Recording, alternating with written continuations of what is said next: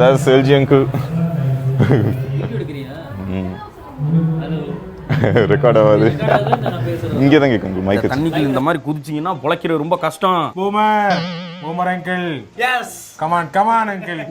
எப்படியோ LG uncle avoid பண்ணிட்டு இந்த பக்கம் உள்ளே வந்துட்டோம். ஸ்மிருதா அண்ட் கெவின் எல்லாரும் ஸ்டேஜுக்கு போயிருக்காங்க. இப்போ நம்ம அங்கே ரெக்கார்ட் பண்ண முடியாது, ஸோ அதனால் நான் இன்ஃபோ சொல்கிறேன். அப்புறம் நான் போய் உட்காந்துட்டு ஸ்டேஜ்லேயே பார்த்துட்டு இருந்தேன் என்ன பண்ண போகிறாங்கன்னு. அவங்க எல்லாம் சேர்ந்து பாடினாங்க.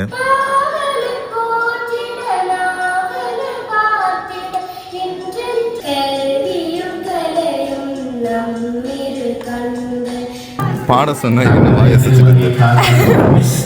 கொஞ்சம் எம்பேரசிங்காக இருந்துச்சு. பார்த்தேன், எனக்கு லிரிக்ஸ் பெருசாக தெரியாது, ஸோ சாரி.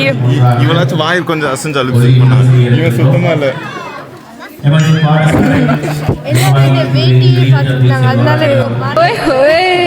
அப்புறம் நம்ம குரூப் டான்ஸ் ஆடிட்டு இருந்தாங்க, அதை பார்த்துட்டு இருந்தேன். அதுக்கப்புறம் ப்ராக்டிஸ் பண்ணி முடிச்சதுக்கப்புறம் நான் இந்த சாப்பாடு டேபிள் பார்த்தேன். இதுக்கப்புறம் இவங்க எல்லாம் ஸ்டேஜுக்கு போகிறதுக்கு ரெடி ஆகிட்டு இருந்தாங்க. அதுக்கப்புறம் ஒரு வேளை ஸ்டேஜுக்கு ஏறிட்டாங்க. ஸ்டேஜுக்கு ஏறி எல்லாரும் அவக்கடை நின்றுட்டு டான்ஸ் ஆரம்பிச்சாங்க. டான்ஸ் நல்லபடியாக ஆடி முடிச்சிட்டதுக்கப்புறம்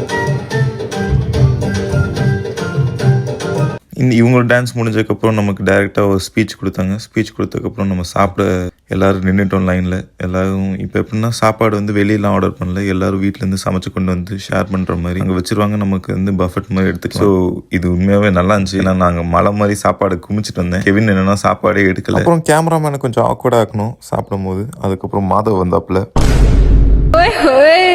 சாப்பாடு நிறைய சாப்பிட்டதுக்கப்புறம் தூக்கம் ஆரம்பிச்சிருச்சு. அதுவும் பாட்டு வேற பாடினாங்களா. அப்போதான் கரெக்டாக எல்ஜி அங்கிள் இருந்தாங்க. காலையில் அந்த அங்கிள் பூமர் போட்டதுக்கு ரிவெஞ்ச் எடுத்தாச்சு ஃபில்டரை போட்டு. அப்புறம் எல்ஜி அங்கிளுக்கு வெள்ளைக்கார பொண்ணோட ஒரு ஃபில்டர் போட்டு நடந்துருச்சு.